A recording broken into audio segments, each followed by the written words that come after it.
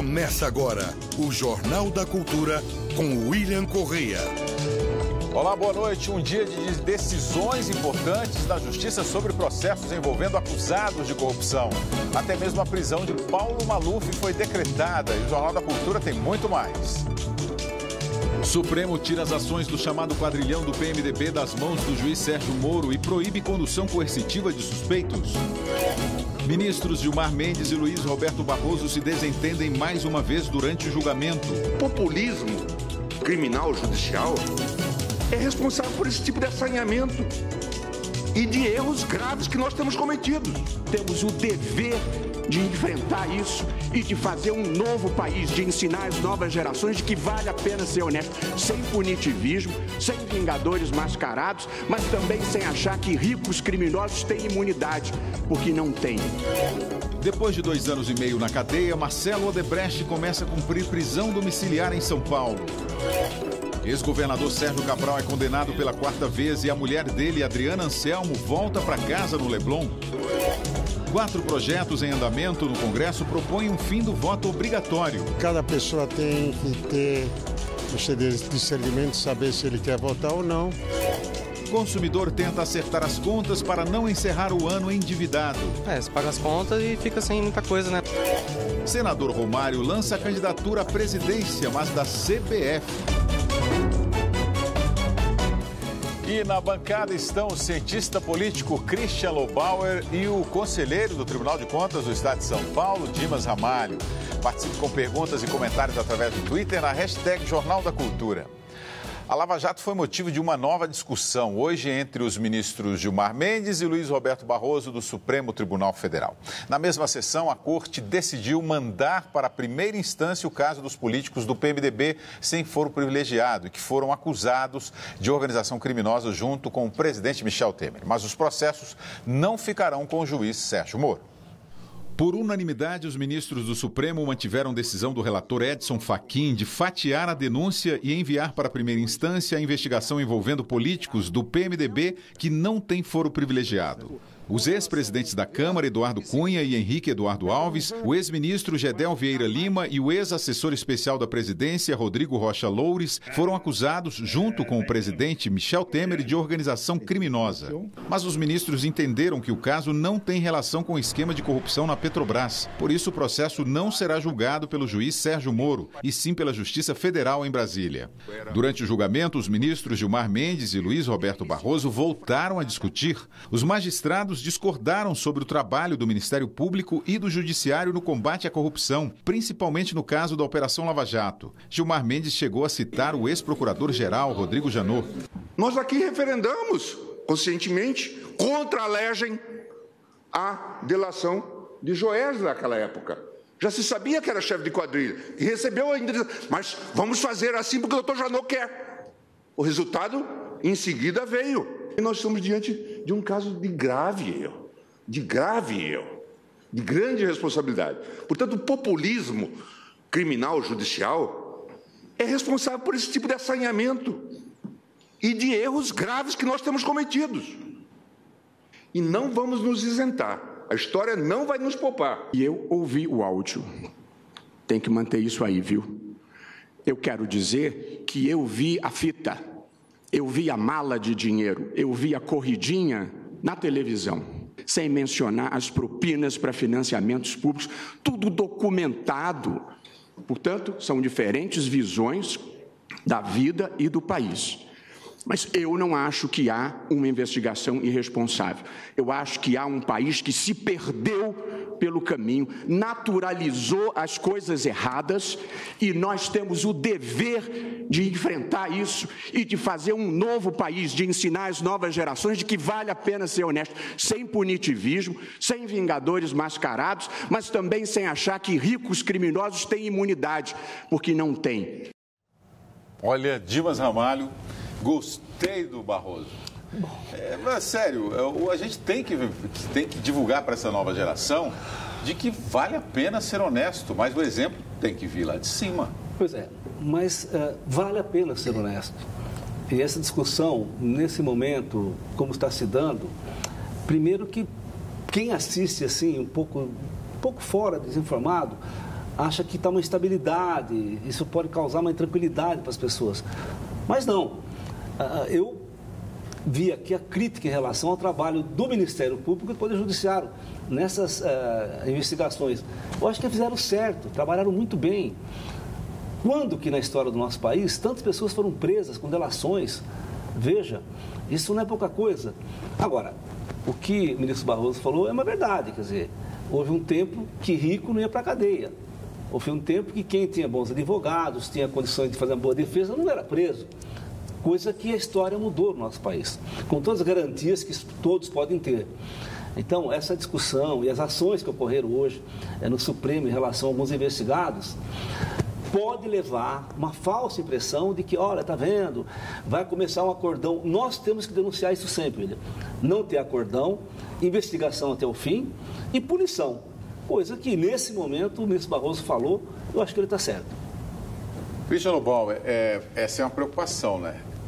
A configuração de um acordão ou o trabalho de longo prazo para que ocorra um acordão e aí nós teremos a impunidade um pouco velada. O que a gente tem visto em várias discussões que não aconteça o que aconteceu na Itália, né? Fazendo nas devidas proporções o que está acontecendo. O Lava Jato, as investigações da Lava Jato são um patrimônio já da história brasileira. Eu acho que se você comparar em vários outros países importantes do mundo que têm corrupção endêmica, como a Rússia, como a China, como a África do Sul, eles não têm uma Lava Jato em andamento, portanto, acho que já é um patrimônio do país. Há excessos, há equívocos? Acho que sim. Eu vou dizer aqui que a gente se emociona com as afirmações do Barroso, mas eu acho que tem lá um pequeno aspecto ali que o ministro Gilmar levanta que é importante. Há que se ver que há um ou outro equívoco que é parte da aprendizagem, justamente porque é um processo tão inédito, tão enorme, tão difícil de se levar, que há que se fazer uma reflexão assim quando há um erro ou um exagero ou outro. Mas o fato é que já é uma conquista da sociedade brasileira e a gente não pode deixar isso se perder. O que aconteceu na Itália é o que a gente deve evitar que aconteça no Brasil.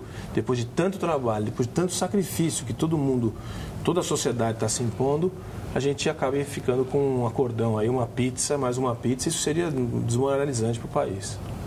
O Bob Juliano Fox, aqui um registro dos nossos telespectadores, né, que participam pelo Twitter, na hashtag Jornal da Cultura.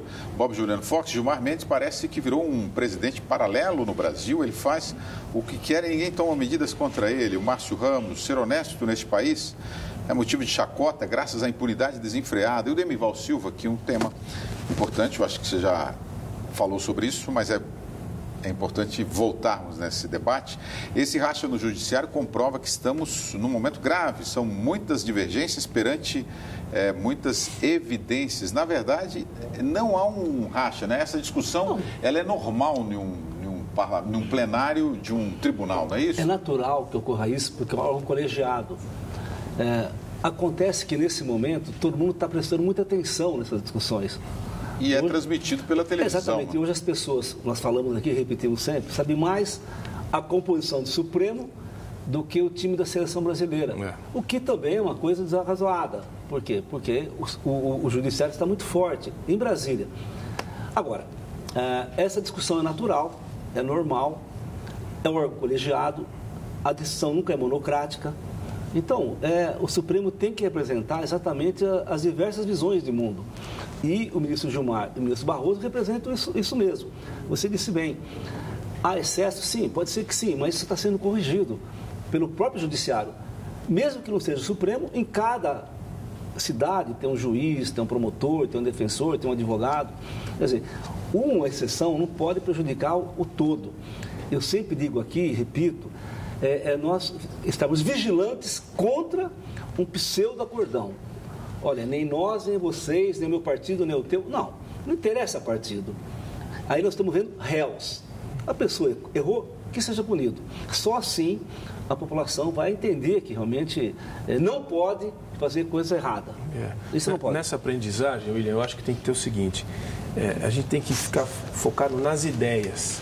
Isso. Porque a gente está personalizando demais esse negócio, né? O Gilmar, enfim, o seu protagonismo, os seus posicionamentos que são muito questionáveis por muitos, a gente fica focado na pessoa. E na política isso tem acontecido muito também. A gente fica sempre tentando resolver os problemas através da pessoa. A gente tem que reverter isso, tanto na política quanto na avaliação das posições do Supremo, nas ideias. Então, o debate é bom. E é bom que seja público e que as pessoas acompanhem, mas que elas ficassem com as ideias e não com as personalidades, né? E o ministro Gilmar Mendes proibiu a realização de condutas coercitivas para interrogar investigados. O magistrado considerou que o procedimento é inconstitucional. A decisão liminar atendeu a 2 ações, uma do PT e outra da OAB. A condução coercitiva é frequentemente utilizada nas operações como a Lava Jato. Pelo Código Penal, deve ser aplicada a acusados que não atendem à intimação judicial. A decisão do ministro Gilmar Mendes já está em vigor, mas ainda será submetida ao plenário do STF. Então, o que significa que se a pessoa não cumprir a intimação, o juiz não pode fazer nada. Não, está em vigor já, nesse momento, porque o que assim, me deixou um pouco perplexo em relação a isso foi a questão de que é uma decisão monocrática, de uma arguição, né, descumprimento do preceito fundamental, artigo 102 da Constituição Federal. Mas é uma decisão que tem que passar pelo plenário, porque a decisão do ministro Gilmar vale para todo mundo, vale erga omnes. Então, nesse sentido, eu acho que o plenário vai ter que discutir esse assunto. Ora, se você é citado, se é intimado, não aparece, aí sim você será submetido à condução. O que você não pode é proibir que isso aconteça, porque senão também... Imagina, qual a pressão do juiz nesse caso? Se a pessoa não cumprir a intimação. Sim, mas de qualquer maneira, eu acho que isso é uma decisão que vai ser discutido pelo Pleno também. E voltando àquela questão, porque havia abuso, né? Há abuso. Pois bem, mas já existe condições de você ingressar com reclamação ao Conselho Nacional do Ministério Público, Conselho Nacional da Magistratura, da Justiça, CNJ, ao Ministério Público e Defensoria. O que você não pode é pegar um fato que ocorreu e torná-lo como se fosse a regra. A regra, felizmente, é que a lei foi cumprida, o direito foi preservado. Acontece que tem muita gente sendo presa no país e cumprindo pena. E isso incomoda os setores. E nós não podemos admitir que tenha retrocesso. Essa é a grande realidade. É verbalizar isso. Porque não pode conduzir, porque não pode... Não. Desde que preencha os requisitos legais, pode sim, o juiz pode fazer isso. Nesse momento, o ministro Gilmar Mendes proibiu. Mas eu creio que vai ser revertido.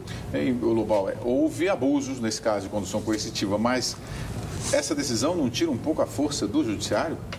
Eu acho que toda vez que tem esse manda e desmanda, as pessoas vão criando insegurança em relação às decisões da alta instância, tá certo? Agora, de novo, a gente está vivendo um processo que é inédito, de uma dimensão muito grande. E os interesses políticos envolvidos também são. A gente não pode achar que os juízes não estão sob pressão de uma série de forças aí que os atormenta diariamente, além da sua própria consciência. E é muito, acho que é desejável até que haja essas divergências. No entanto, o que incomoda muito são as mudanças de posição.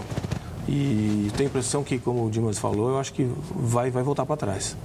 O Marco Bandeira, para encerrar esse assunto, as discussões no STF são normais. O que não é normal é haver tantas decisões por um voto apenas. O empresário Marcelo Odebrecht vai passar a primeira noite em casa depois de 2 anos e meio preso na sede da Polícia Federal em Curitiba.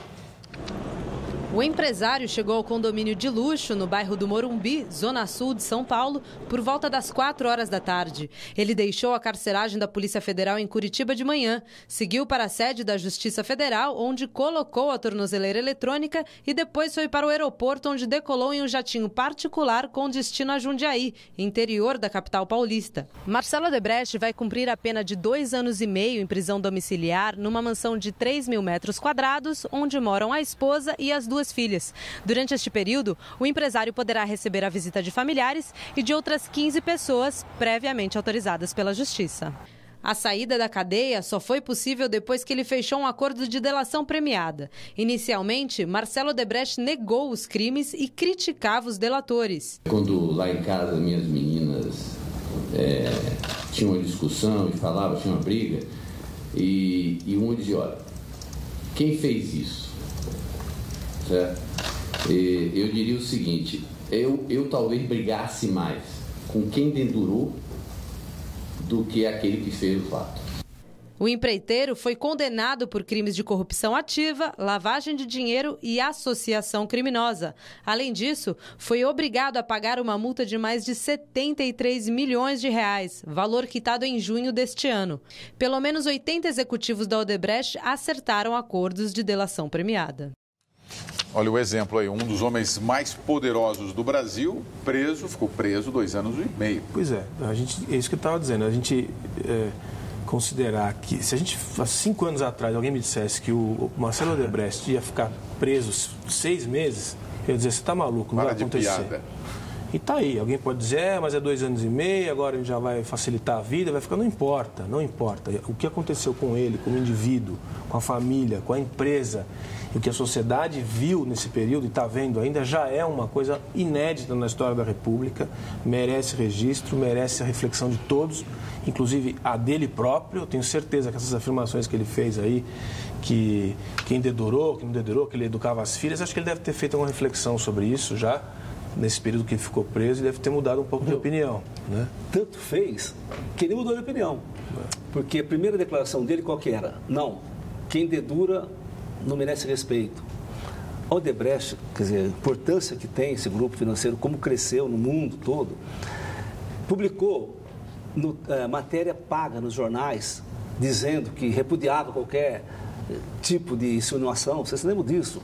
Assinado pelo patriarca da empresa. Pois bem, foi processado, foi preso, 2 anos e meio na cadeia, 2 anos e meio agora em prisão domiciliar, pagou 70 milhões, a empresa perdeu vários ativos. Quer dizer, ele é a prova de que realmente está sendo feita justiça no nosso país. Ah, mas saiu. Bom, porque fez delação premiada. 70 executivos, 80 executivos fizeram a delação premiada, que agora está gerando filhotes em tudo quanto é estado. É bom que realmente continue isso. Em outros países, inclusive. Em outros países, tá certo? Então, ele é a prova de que realmente não adianta ter dinheiro no nosso país. Vai para a cadeia. E que todo mundo preste atenção nele. Disse bem, existe alguém mais poderoso do que ele? Foi preso. A Odebrecht denunciou a formação de cartéis nas obras do trecho sul do Rodoanel e do Programa de Desenvolvimento do Sistema Viário Estratégico Metropolitano de São Paulo. No caso do Rodoanel, foram citadas pelo menos 22 empresas envolvidas entre 2004 e 2007. Os cartéis foram confessados pela Odebrecht por meio de acordo de leniência com o Conselho Administrativo de Defesa Econômica, o CAD, e o Ministério Público Federal, que vão apurar os casos. Em nota, a Dersa e o governo do estado de São Paulo afirmaram que eles são os maiores interessados na punição do crime de formação de cartel. Informaram que as obras foram licitadas de acordo com a lei e, se houve irregularidades, irão cobrar os responsáveis. Sérgio Cabral é condenado pela 4ª vez na Operação Lava Jato. Somadas as penas do ex-governador, chegam a 87 anos de prisão. Desta vez, Sérgio Cabral foi condenado a 15 anos de prisão pelo crime de lavagem de dinheiro. Ele já acumulava 72 anos em outras 3 condenações por corrupção e participação em organização criminosa. O ex-governador está preso desde novembro do ano passado.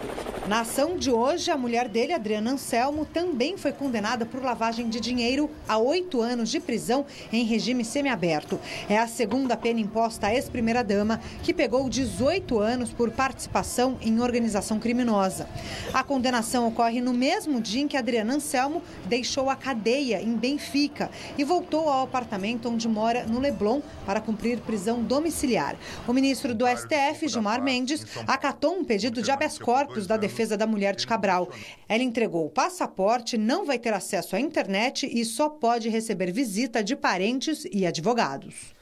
A defesa do ex-governador Sérgio Cabral disse que vai recorrer da condenação e que vai entrar com pedido de suspeição contra o juiz Marcelo Bretas, que é responsável pela Lava Jato no Rio. Não ter acesso à internet, como é que não conseguir proibir isso? A internet é wireless, ela fica só se ela fosse apartamento. Cumprir pena na Coreia do Norte. Porque na Coreia do Norte não pode ter internet. Agora, a questão principal é que nós temos no Brasil 47 mil presos aproximadamente, 5% da população carcerária do Brasil. Quantas presas presidiárias cumpre sentença que preenche os mesmos requisitos da Adriana Anselmo, não fulanizando, sendo uma decisão republicana. O que serve para ela, será que não serve para tantas mães que estão presas também, na mesma situação? Então, isso já demonstra que é estranha essa sentença, essa decisão. Segundo, o Sérgio Cabral vai arguir a suspeição do juiz. Como assim? Ele vai arguir a suspeição do juiz porque condenou, porque está cumprindo o seu papel? A grande realidade é que o Sérgio Cabral, ele exagerou em todos os sentidos. Hoje, uma declaração dele diz o seguinte: não, eu peguei dinheiro que era para campanha, mas depois falou, não é mais para campanha, agora é para gasto pessoal. Ele preencheu todos os tipos penais do Código Penal e do processo penal, o Cabral preencheu. Então, ele vai ficar preso sim, e tem que pagar por isso, porque o risco da situação financeira é devido a ele. Ele faz parte do sistema. Agora, a Adriana Anselmo, sem internet, sim, se ela for para a Coreia do Norte, mas ela não vai. Ela vai ficar no Rio. E quero ver quem é que vai controlar ela não ter acesso à internet, etc.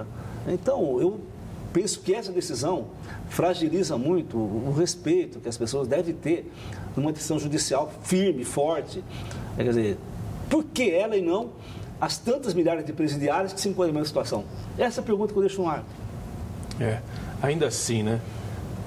Você pensar que o ex-governador foi cotado a ser vice-presidente, um dos expoentes da primeira década do século XX, XXI no Brasil, cotado a ser candidato a presidente. Olha o fim que ele está tomando. Quer dizer, de novo, pegando a matéria anterior sobre o Odebrecht, etc., até que, enfim, a gente está vendo aí um caso de demagogia gigantesco, de punição. Está aí também imperfeições na punição da Adriana Anselmo, mas não importa. Ele vai passar o resto da sua vida encarcerado, me parece, e vai ter uma primeira impressão no Rio de Janeiro de que vai começar um processo de recuperação no Rio de Janeiro, que a justiça ainda existe nesse país. Né? O Enio Torres de Granal está dizendo aqui, se depender da justiça, a Adriana Anselmo pagará a pena em trânsito entre as idas e vindas da cadeia para o Leblon. O ministro Edson Fachin, do Supremo Tribunal Federal, pediu a prisão imediata do deputado federal Paulo Maluf. Em maio, ele foi condenado a 7 anos e 9 meses em regime fechado por lavagem de dinheiro e também a perda do mandato. Segundo a denúncia, Maluf ocultou e dissimulou dinheiro desviado de obras enquanto era prefeito de São Paulo entre 1993 e 96. A defesa do deputado disse que irá recorrer à presidente do STF, ministra Carmen Lúcia. Eu duvido que o Maluf vai ser preso. Olha, eu tenho 50 anos. Eu ouço falar do Maluf desde que eu tenho 1 ano. E se você pensar que, apesar de estar acontecendo agora, mais uma acusação, um indiciamento do Paulo Maluf, a gente ainda percebe que a influência dele, do partido dele, mas dele ainda é grande no Brasil. Para você ter uma ideia, uma dos cinco diretores da Anvisa indicados recentemente, uma última diretora da Anvisa, Agência Nacional de Vigilância Sanitária, foi indicada por ele. E os próprios funcionários da Anvisa não aceitaram a indicação e pediram que não pudesse ser aquela pessoa. E aí então o presidente Temer disse ao Maluf para que indicasse outra pessoa, e foi indicada, e passou pela sabatina do Senado, e a diretora hoje da Anvisa é indicada pelo Paulo Maluf. Quer dizer, ele está com 86 anos, com esse histórico que a gente está vendo aí. Desde que eu nasci, eu ouço falar nele, até antes de eu nascer, ele já tinha problema lá com os Fuscas da seleção brasileira, o escândalo das flores, o escândalo dos frangos, e pode fazer uma relação sem fim, e ele continua tendo influência na construção das instituições brasileiras. O importante, William, eu também fui estudante, acompanhei, lendo o que Maluf fazia e do que ele era acusado. O ex-prefeito Maluf, deputado federal, chegou até dar nome, chegou até criar um verbo, né, verbo malufar, que as pessoas utilizavam no sentido que todo mundo entende nesse país. Mesmo agora, com a idade que ele tem, ser condenado e ser recolhido, mesmo que o William também diga que haja um recurso, etc., é uma coisa emblemática. Quantas pessoas cresceram ouvindo falar do Paulo Maluf? É Paulo e Pedro, é Frangogate, é Túlio Ayrton Senna, é Caixa Federal, é Prefeitura, é Paulo e Pedro, ou seja, é um amplo espectro de acusações e que parece que tudo está chegando agora. É Lava Jato e também Maluf. Agora, pensa bem, se fosse 10 anos atrás, seria só o Maluf, né? Hoje, Maluf é mais uma notícia que vai ser preso no meio de tantos da Lava Jato. Quer dizer, isso é o retrato do nosso país. A gente pensou, depois do Maluf, não vai surgir mais pessoas que falam a mesma coisa. E a história mostrou que nós erramos. Mas assim, a história também mostrou que quem faz vai ser preso. Essa é a grande questão. O presidente Michel Temer sugeriu uma previdência complementar para as pessoas que ganham mais. A declaração foi dada na convenção do PMDB. Hoje o partido mudou de nome, agora é MDB. O PMDB voltou às origens para tentar se renovar. Vai se chamar apenas MDB, como na época em que liderava a oposição à ditadura militar. Eu quero que os eleitores associem ao MDB aquilo que o presidente Michel Temer e o governo estão fazendo. A mudança foi decidida na convenção do partido. O presidente Michel Temer apareceu de surpresa. Ele tinha cancelado a participação por motivos de saúde. No discurso, voltou a defender a reforma da Previdência e sugeriu que pessoas que ganham mais façam uma Previdência complementar. Quem ganha 25, 30 mil vai fazer uma Previdência complementar. E nesta Previdência complementar, o que vai acontecer é o seguinte: você vai perder talvez 500, 600 reais por mês, 700 reais, para poder ter a Previdência complementar. Então, todos saem ganhando. O governo ainda não tem os 308 votos necessários para a aprovação da reforma da Previdência. Apesar da resistência da equipe econômica, alguns deputados querem negociar emendas para que o texto seja aprovado no início do ano que vem. Um dos principais pontos é a aposentadoria dos servidores públicos. Hoje, o presidente da Associação de Procuradores da República esteve no Congresso Nacional. Ele propõe a criação de uma regra de transição na idade mínima para servidores que ingressaram no funcionalismo até 2003. Na proposta do governo, foi estabelecida a idade mínima para a aposentadoria de 65 anos para homens e 62 para mulheres, nos mesmos moldes do setor privado. Nós não queremos nenhum privilégio, ao contrário, nós estamos sendo discriminados. Todos têm transição, segundo a reforma da Previdência, menos os servidores pré-2003. Então isso é que é inadmissível. Ela vai desmontar tudo aquilo que a gente está falando, vai virar uma reforma café com leite. O presidente da Câmara, Rodrigo Maia, do Democratas, admite a possibilidade de negociação com os servidores. Tanto que não se perca nenhum real da economia, ou que se perca muito pouco, a gente pode negociar. Acho que o diálogo é sempre bom. Como a votação é só em fevereiro, o diálogo sempre ajuda. Lobauer. Eu queria fazer um comentário só sobre o MDB. Né? Eu acho que o MDB, o glorioso MDB, ele morreu em 93, com a morte do Ulisses Guimarães, né? Na trágica morte do Ulisses Guimarães. Desde então, o MDB ou o PMDB não é mais nada, porque quem é tudo não é nada. Esse partido teve no comando do Congresso Nacional de 88 até os últimos 30 anos praticamente, ele ficou 26 anos na presidência do Senado e 24 anos na presidência da Câmara, com todos os diferentes governos que a gente teve, de Collor, Itamar, Fernando Henrique 1, 2, Lula 1, 2, Dilma 1 e 2. Todos esses, o PMDB esteve praticamente em todos eles no comando das casas. Ou seja, um partido que tem essa característica não é nada. Porque qual é o PMDB? O que é o PMDB? É mais ou menos como você decidir o que é peronismo. Não é nada, porque peronismo é tudo e, portanto, não é nada. Qual o PMDB? Essa ideia de se transformar em MDB de novo é jogar areia no olho do eleitor e tentar trazer aí um passado ainda que mais glorioso de um partido que já não é mais aquilo, nunca foi. Você não sabe o que é o PMDB hoje. Se é o PMDB do Sarney, se é o PMDB do Jucá, se é o PMDB do Renan, se é o PMDB seja lá de quem for, porque esse partido não tem mais nenhum sentido, é um amálgama, um balaio de caranguejos que não significa absolutamente mais nada. É importante frisar, se me permite, um resgate histórico dessa questão de partido. Em 79, a ditadura, ainda com o rescaldo da ditadura, decidiu que todos os partidos tinham que ter P. Porque o MDB saiu das urnas muito vitaminado, muito forte.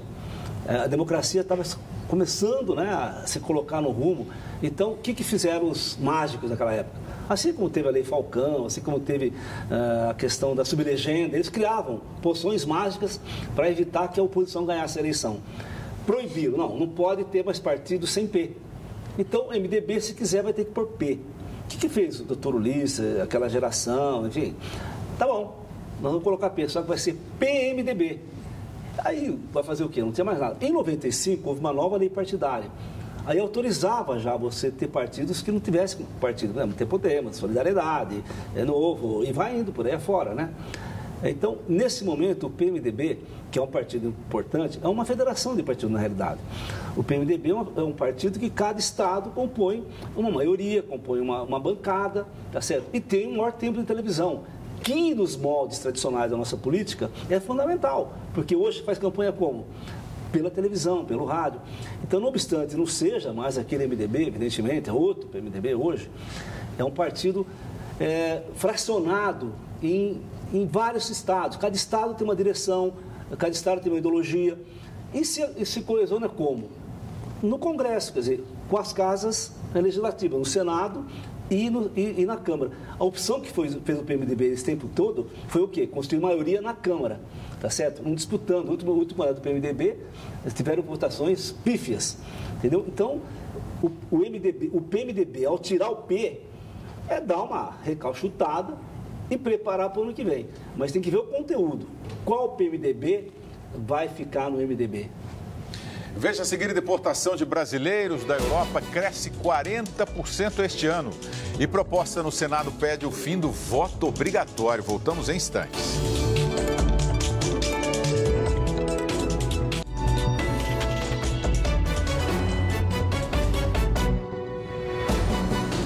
Uma proposta para tornar o voto facultativo está pronta para a votação no Senado. No Brasil, quem não comparece às urnas sofre punições.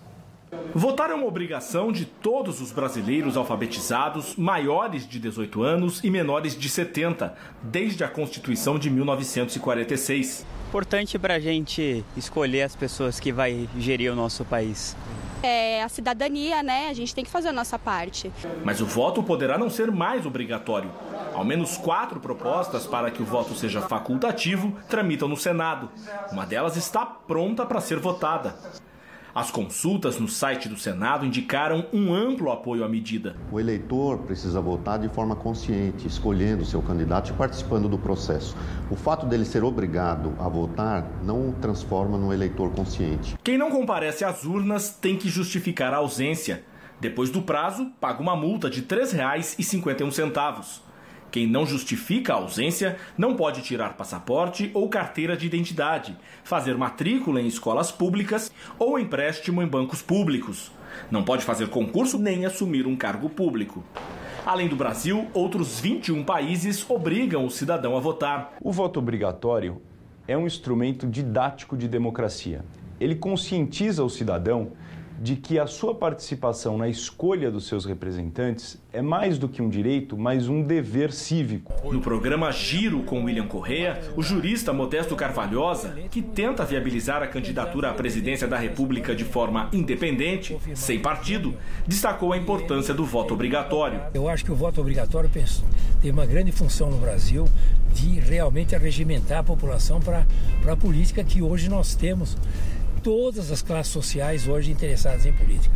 Se não tivesse a obrigação de votar, hoje não teria esses milhões de brasileiros realmente interessados em limpar o Brasil desses políticos sórdidos que estão dominando o país. Talvez hoje seja o momento de se pensar em não ser mais obrigatório, mas vamos com calma também, que aí não há nenhum mal específico nesse setor, entendeu? O Giro com William Correa está no canal digital da TV Cultura na internet.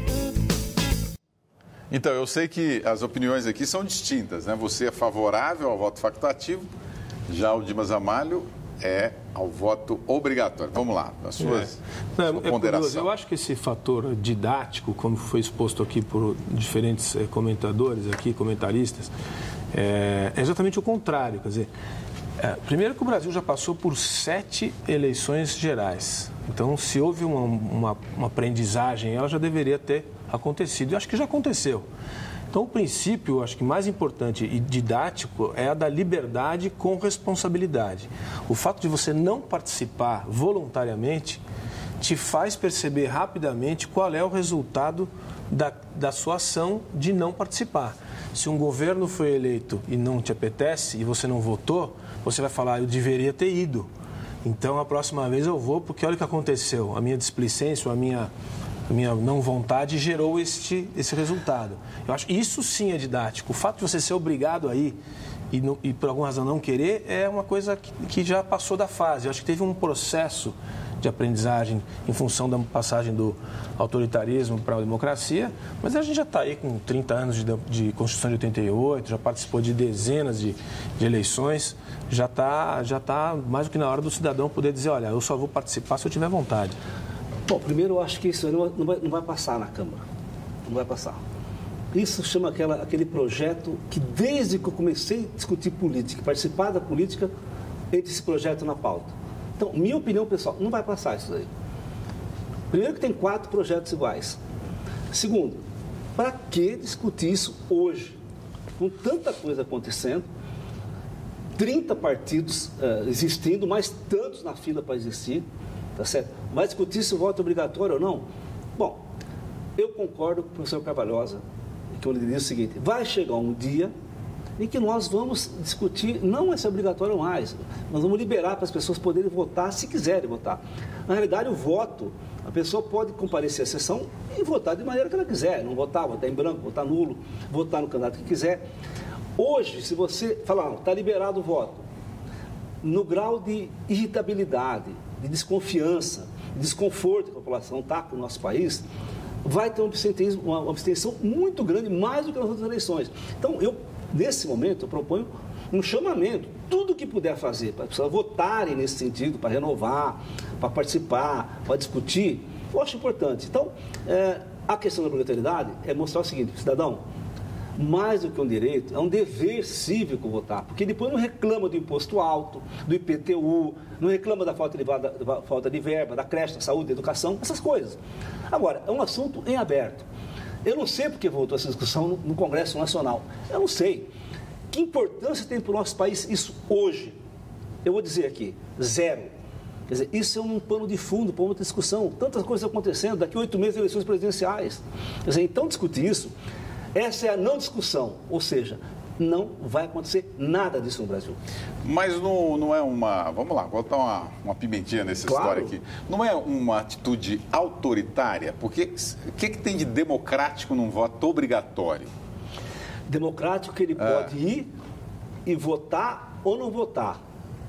Ele pode participar, ele deve participar. Não, ele não pode, ele tem. Não, sim, ele tem que ir lá nas urnas. Mas se ele não quiser votar em ninguém, ele pode. O direito de não votar, ele vai ter. Ele não é obrigado a votar em A, B ou C. O que essa determinação chama, e não é autoritário, porque sobreveio uma constituinte, etc., tá lá, é o seguinte, é que o cidadão tem que entender que a participação dele é fundamental para a vida pública do nosso país. E se você liberar nesse sentido, eu penso, a experiência que eu tive em ponto parlamentar, é que as populações mais vulneráveis terão maior possibilidade de não participar das eleições. Vai concentrar em rincões mais poderosos, mais ricos, mais mobilizados, setores mobilizados da sociedade.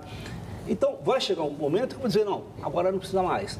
Como a questão das cotas raciais, da afirmação das políticas públicas civis americanas. Quer dizer, é um aprendizado. Então, é uma questão profundamente que causa polêmica realmente, como está causando aqui. E é bom para reflexão social, também. Mas é uma reflexão. Cada vez que eu escuto alguém falar, eu falo, será? Daí outro fala, bom, será? Então, nesse momento, eu ainda continuo defendendo que o voto seja obrigatório.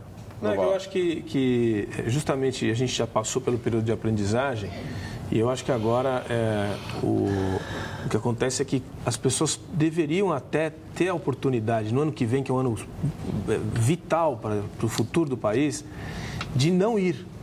Porque se elas não, porque a questão aqui é de ela ser obrigada a ir ou ir para a praia, se quiser, tá certo? Ou ficar em casa vendo televisão. E esse é o direito que elas deveriam ter. E pagar ser responsáveis pelo fato de não terem ido e participado. Eu acho também que, por que agora e não em 2019, mas mesmo assim, vamos imaginar que em 2018 isso acontecesse. Eu acho que as pessoas iam se surpreender com a quantidade de brasileiros que iam de qualquer jeito, mesmo que não fosse obrigatório. Inclusive pessoas que a gente considera que estão mais à margem do jogo político, certamente eu acho que a gente ia se surpreender. Para encerrar, o Augusto J. Riboldi, no Brasil, voto facultativo é tudo o que o pessoal da esquerda deseja. Com certeza eles ganharão de balaiada em todas as esferas, porque eles não abrem mão de votar. O Diogo Moba, o voto obrigatório barateia para o político. Não faz eleitor consciente, desobriga o eleitor para outras tarefas da democracia. Quer dizer, opiniões distintas também aqui na internet. Pesquisa mostra que o Brasil perdeu quase 10% das florestas entre 2000 e 2014.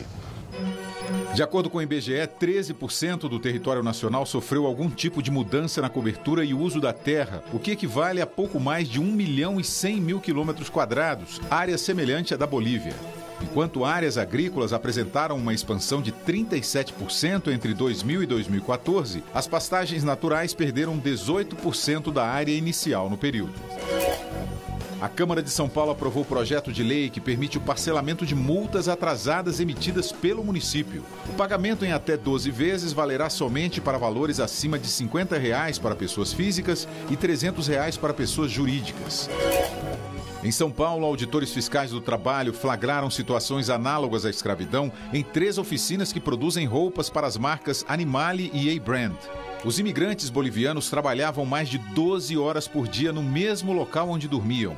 Os estabelecimentos apresentavam pouca higiene e risco de incêndio. Os costureiros recebiam R$ 5 por peça. A Animale e a A-Brand, marcas do grupo Soma, afirmaram que não tinham conhecimento da situação e que não compactuam com a utilização de mão de obra irregular em suas cadeias de produção. O número de brasileiros deportados da Europa cresceu quase 40%. É o maior nível dos últimos 5 anos. Os brasileiros expulsos não possuíam documentação legal nem permissão de trabalho ou moradia. Eles chegaram à Europa entre os anos de 2015 e 2016, períodos que coincidiram com a maior crise financeira do Brasil e o endurecimento da política migratória do velho continente. Um relatório divulgado pela Agência de Fronteiras da Europa apontou que nos primeiros 6 meses deste ano foram pouco mais de 3.000 ordens judiciais de deportação de brasileiros, cerca de 18 por dia. A maior recusa foi em Portugal, 312 casos. Com os dados, o Brasil entrou para a lista das 10 nacionalidades mais barradas na Europa, com apenas 200 casos a menos que os sírios. A lista de deportações é liderada pela Ucrânia e Marrocos, que juntos tiveram 22.000 casos. Em instantes, brasileiros tentam quitar as dívidas para começar bem o ano novo.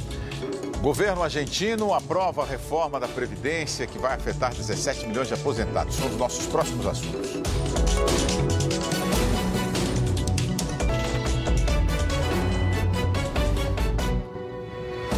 Enquanto as empresas precisam planejar as despesas de fim de ano, esse é o momento do trabalhador usar o 13º para quitar dívidas e começar bem 2018. Fim de ano, hora de acertar as contas atrasadas. Melhor para quem recebe o 13º salário. Aluguel, plano de saúde, umas coisas. Você paga as contas e fica sem muita coisa, né? Não sobra nada para você, no caso, né? O 13º salário ajuda o trabalhador a colocar as contas em dia. Mas para as empresas, é um desafio. Nesta loja de revestimentos, a proprietária separa parte do lucro todos os meses. 13º, férias, impostos, o IPTU, né, o imposto de renda. Então, tudo acumula num único mês, praticamente, né? Planejamento também é necessário para quitar os impostos que estão no orçamento, assim como os encargos trabalhistas. Isso exige um reforço das receitas. Por isso, empresas públicas e privadas aproveitam o final do ano para fazer caixa. Passar a régua, liquidar a fatura no final do ano é muito importante, mas mais do que isso, você precisa de planejamento para começar o ano bem, porque logo no começo do ano você tem obrigações a cumprir. Né? Quem atrasou o pagamento da prestação em programa habitacional ganhou uma opção neste final de ano em São Paulo, com o parcelamento da dívida. Para que ela possa pagar a sua prestação em dia, renegociar a sua dívida com a CDHU, garantir que a sua casa não vai ser retomada e com esse dinheiro o Estado poder também investir ainda mais na construção de moradia popular. Na opinião dos empresários, mesmo com índices positivos da economia, o ano terminaria melhor se tivesse saído do papel a reforma que eles consideram mais importante. Seria importante esse ano terminarmos, até se pudesse, com uma reforma tributária, que vai trazer para o país também ações mais simples de recolhimento de impostos, né? Que tudo isso, o conjunto de tudo isso faz com que o Brasil passe a ser um país que seja bem visto para os investidores como um bom lugar para investimento. Mesmo sob protestos, o governo da Argentina aprovou a reforma da Previdência.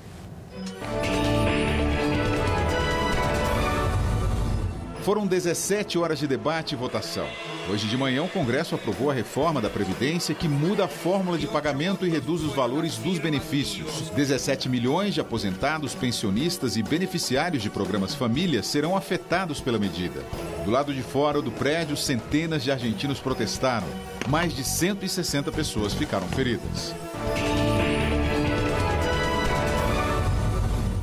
A Arábia Saudita interceptou um míssil disparado pelos rebeldes Houthis do Iêmen. Um segundo projétil caiu em uma área rural da capital Riad. Ninguém ficou ferido. O alvo era o palácio do rei Salman. Desde 2015, os Houthis, aliados do Irã, estão em confronto com as tropas do Iêmen pelo controle do país. A Arábia Saudita lidera uma coalizão aérea de países árabes contra os guerrilheiros do Iêmen. Mais de 10 mil pessoas já morreram nos bombardeios. A China e a Rússia criticaram a nova estratégia de segurança nacional americana aprovada por Donald Trump.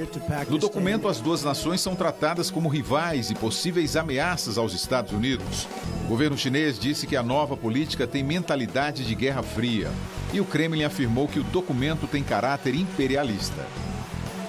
Lobauer, Argentina. Não, um comentário só sobre a Argentina. Eu acho que a questão previdenciária não é uma questão brasileira, tá certo? Ela é universal.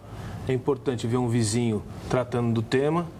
É uma agenda muito semelhante, muito parecida com a brasileira. A gente deveria ter feito isso também. Acho que vai fazer em fevereiro, vai ter que fazer uma reforma. E ainda assim a reforma vai ter que ser adaptada no próximo ano de 2019, porque não vai ser o suficiente. Acho que tem que ficar claro para as pessoas que países como a Espanha, como Portugal, como a Grécia, acabaram tomando decisões muito mais radicais do que a a gente pode tomar se fizer a reforma ainda em tempo. Nós já estamos perdendo muito tempo com isso. As pensões e aposentadorias nesses países foram reduzidas muitas vezes a 60%, 40% do que eram antes. E isso não precisa acontecer no Brasil, mas a reforma tem que acontecer aqui. Aconteceu na Argentina também essas manifestações, etc., mas é fundamental que tenha passado e espero que aconteça aqui o mais rápido possível. Bom, sobre a reforma previdenciária, eu acho que vai ser uma reforma bem reformada. Não vai ser uma reforma, vai ser um arremedo de reforma. Com mais concessões, mais acordos, porque não se esqueça que o ano que vem é ano eleitoral. Qualquer parlamentar que colocar o dedo na votação e contrariar corporações, contrariar interesses justos, inclusive, muitos deles, vai ter uma dificuldade. Mas vai ser uma reforma muito pequena. A grande questão também que eu queria ressaltar aqui é a questão do 13º, que é interessante, um 13º que surgiu com a possibilidade de a pessoa fazer compra, investir. Hoje, majoritariamente, serve para quê? Para pagar dívida, pagar conta atrasada, sair do cheque especial, do cartão de crédito e poder passar o ano com pouca dívida, não é sem dívida não. Quer dizer, então, que contradição com o nosso país tão rico, tão importante. Todo mundo que eu converso hoje vai usar o 13º para quê? Amortizar a dívida, não para zerar a dívida. Ou seja, vamos entrar em 2018 com dívidas, o país e grande parte dos brasileiros. A seguir, Bélgica vai abandonar o uso do telégrafo após 171 anos. Senador Romário lança candidatura à presidência da CBF. Aguarde só um instante.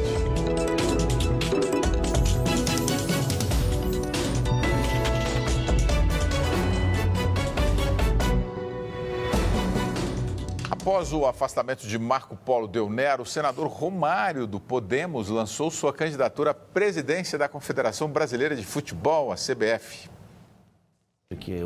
O ex-jogador e atual presidente do Podemos no Rio de Janeiro usou uma rede social para lançar seu nome à presidência da CBF. Romário criticou a falta de transparência e pediu eleições diretas na entidade. Os últimos comandantes da CBF estão no centro de um escândalo de corrupção no futebol internacional. Na última sexta-feira, a FIFA afastou Marco Polo Del Nero do comando da CBF por 90 dias. Ele é acusado de receber propina para beneficiar empresas em contratos de campeonatos na América do Sul. O antecessor de Del Nero, José Maria Marim, está em prisão domiciliar em Nova York e está sendo julgado por extorsão, fraude financeira e lavagem de dinheiro. Após a decisão da FIFA, o coronel Antônio Carlos Nunes assumiu interinamente a presidência da CBF. Olha aqui, Lobão, 40 segundos ainda para a gente responder uma dúvida aqui do Diogo Moba. O Lobão, as últimas eleições na Argentina e agora no Chile podem indicar um caminho para o Brasil em 2018? Eu espero que sim. Espero que sim. Acho que o caso chileno, principalmente, que vem de mais um governo Bachelet, né, que foi um governo bem complicado, de aumento de gastos, escândalo de corrupção, e volta o Piñera, que é um conservador, as maiores fortunas do país. Então, acho que a gente vê aí na América do Sul, pelo menos, uma retomada de regimes mais liberais. Espero que aconteça no Brasil. Não sei ainda que nome seria, mas há possibilidade. Cristian Lobão, obrigado pela participação no Jornal da Cultura. Dimas Ramalho, boa noite. Obrigado pela participação no Jornal da Cultura. Nosso boa noite. A gente lembra que o tempo passa, aliás. Mais um país decide acabar com um telégrafo. A Bélgica vai aposentar o sistema após 171 anos. A última mensagem telegráfica será enviada no próximo dia 29, data que ficará marcada na história. O telegrama resulta de mensagens enviadas por impulsos elétricos, o chamado código Morse, e teve papel importante nas duas grandes guerras. Inscreva-se no nosso canal no YouTube para ser notificado sobre tudo que acontece aqui no Jornalismo da Cultura, youtube.com/jornalismo TV Cultura. Eu saio um pouquinho às férias e volto dia 15. Tenha um Feliz Natal, um ótimo ano para você que me acompanhou todo esse ano aí de 2017. Obrigado, boa noite.